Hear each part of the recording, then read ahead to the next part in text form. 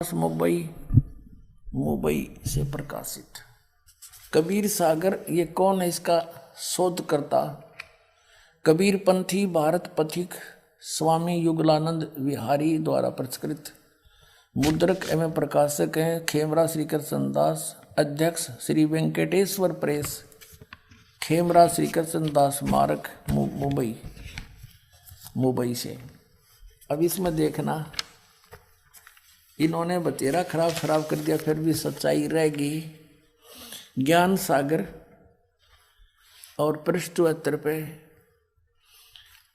जब बच्चा मिल गया उसको, सुन जुल्हा बन भयो आनंदा, जिमी चकोर पायो निश्चंदा, ले सुत चले हर्ष मन कीन्या, तासो पुन असबोल ही दीन्या, सुत काशी को ले चले लोग देखण तय आवे।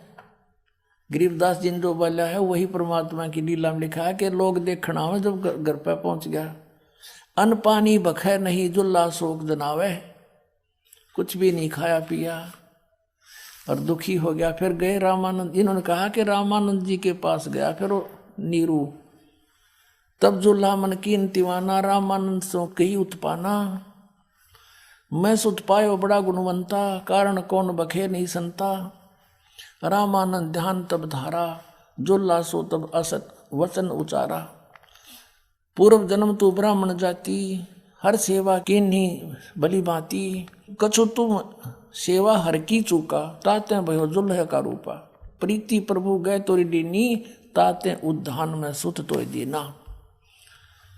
अब ये दुल्हा कहता है नीरू के हे प्रभु, मैंने जैसा किया उसा पा गया, अब मैं आपके पास आया हूं, कुछ उपाय बताओ। सो कहिए उपाय गोसाई, बालक अक्षुदावंत कुछ खाई, रामानंद अस युक्ति विचारा, तुम सुत कोई ज्ञानी अवतारा। अब जिसी बुद्धि थी रामानंद की, कहे तेरा पुत्र जो है कोई बड़ा विद्वान पुरुष है, और बचिया जाही बैल नहीं लागा, और सोले ठाड करते ही आगा। एक बछिया ले आओ जिसको बैल ने कभी टच ना कराया हो, अर्थात कंवारी बछिया। बछिया जाही बैल नहीं लागा, सोले ठाड करते ही आगा, दूध चलते ही थनते दूध दरो छिपाई, अक्षुदावंत जब होवे ताको देखवाई।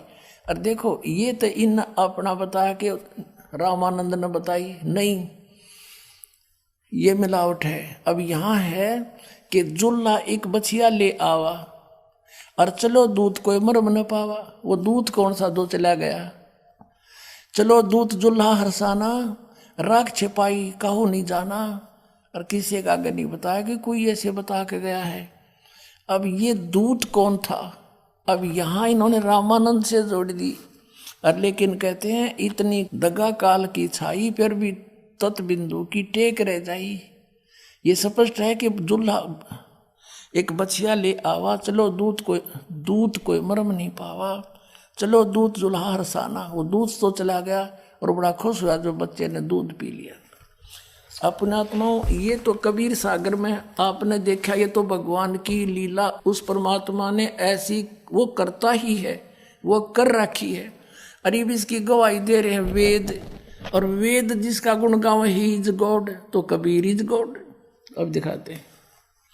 अब देखिएगा ऋग्वेद मंडल नंबर 9, ये उन्हीं निराकार बताने वालों के कर कमलों से अनुवादित है। भगवान को निराकार बताने वालों के कर कमलों से अनुवादित है। प्रकाशक है सार्वदेशिक आर्य प्रतिनिधि सभा, महर्षि दान भवन, रामलीला मैदान, नई दिल्ली।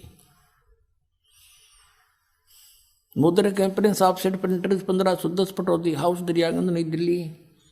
इसके मंडल नंबर 9 सूक्त नंबर 1 का मंत्र नंबर 8 और 9 में स्पष्ट करते हैं, आपके रूबरू कराते हैं। ऋग्वेद मंडल नंबर 9 सूक्त 1 और मंत्र 1। अब यहाँ से शुरू करते हैं। इस मंत्र में देखो, आप देखोगे परमात्मा की विषम जानकारी है। ये सोम स्वभाव परमात्मा, इनकी थोड़ी चतुरता को भी ठीक हमने समझना है। अब दूसरे में ऋग्वेद मंडल नंबर 1 सूक्त 1 मंत्र 2, एक आपने पढ़ दिया, हे परमात्मन, यानी परमात्मा की जानकारी है। अब तीसरे मंत्र में हे परमात्मन, चौथे मंत्र में हे परमात्मन, पांचवें मंत्र में हे परमात्मन, और छठे मंत्र में ऋग्वेद मंडल नंबर 9 सूक्त 1 मंत्र 6 का हे परमात्मा। अभी न लागी लो बात की यहाँ परमात्मा साकार सिद्ध होगा। कोशिश करी छुपाने की, 7वें में यहाँ पुरुष लिखना शुरू कर दिया।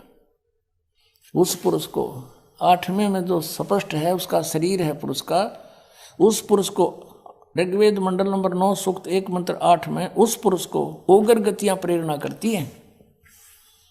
अब यहाँ और उग्र गतियां माने जैसे ही हाहाकार माच रहा और परमात्मा ने दास भेज दिया या स्वयं भी आ जाते हैं वो परमात्मा, उस पुरुष को उग्र गतियां प्रेरणा करती हैं। यानी ऐसी परिस्थिति भयंकर बन जाती है जब वो आता है और भासमान शरीर को वह पुरुष प्राप्त होता है।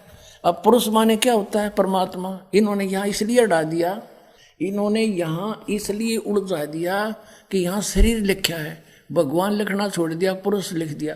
तो उन्होंने पहले डंडोरा पीटे रखा था, भगवान निराकार सत्यार प्रकाश में भी निराकार। तो आम आदमी ने सोचा भगवान तो निराकार है, यहाँ कोई पुरुष के बारे में बात होगी। अब आगे देखियो, अब ये देखिए यजुर्वेद महर्षि दानंद ने पुरुष का अर्थ क्या किया है। ये है यजुर्वेद महर्षि दानंद सरस्वती कृत, प्रकाशक है सर्वदेशी कार्य प्रतिनिधि सभा 2/5 महर्षि दानंद भवन रामला मैदान नई दिल्ली से, दानंद सरस्वती कृत। और मुद्रक है Prince of set printers 1510 Pataudi house Daryaganj नई दिल्ली से। अब इसके 40वें अध्याय का अंतिम मंत्र है, अंतिम अध्याय है 40वां, इसमें निर्णय दे रखा है। वेद ज्ञान भी वही ब्रह्म दे रहा है, गीता ज्ञान भी ब्रह्म ही दे रहा है। अब यह है 44वां अध्याय, 40वां अध्याय यजुर्वेद का, और यह 17वां मंत्र है। इसमें लिखा है कि हे मनुष्यों, ये काल ब्रह्म बोल रहा है वेद को, हे मनुष्यों जिस ज्योत स्वरूप रक्षक मुझ से, ये ज्योत स्वरूपी काल है, निरंजन है, अविनाशी यथार्थ कारण के आच्छादित मुख के तुल्य अंग का प्रकाश किया जाता है, जो वह प्राण व सूर्य मंडल में पुरुष माने पूर्ण परमात्मा है। वह तो परोक्ष रूप है, वो तो गुप्त है। पुरुष माने पूर्ण परमात्मा हो गया सिद्ध।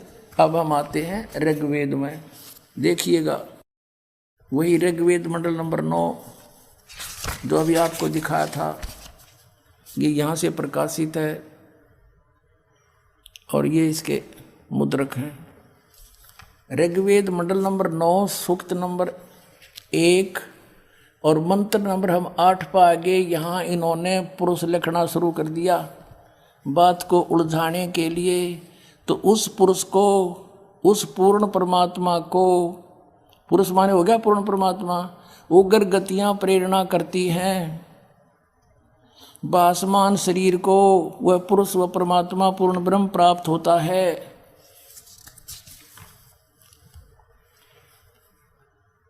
और जिसमें 3 प्रकार के दूसरों को वारण करने वाला मधुमेह शरीर मिलता है। अब देखो, अब यहां पर आते हैं ऋग्वेद मंडल नंबर 9 सूक्त 1 मंत्र 9 में उस, अब देखो 100 माने परमेश्वर होता है, 100 जगह लिख रखा है ना 100 माने परमात्मा। ये देखो 100 जगह 100 माने परमात्मा, लेकिन यहाँ ना लिखा, पुरुष लिख दिया। यहाँ लिखना था उस पूर्ण परमात्मा को जो शिशु रूप में आता है, सब अभी अधन्या धेनव, धेनु माने गौवे, अभी अधन्या माने पूर्ण रूप से कंवारी बिना दनाई, अधन्या कहते हैं बिना दनाई को।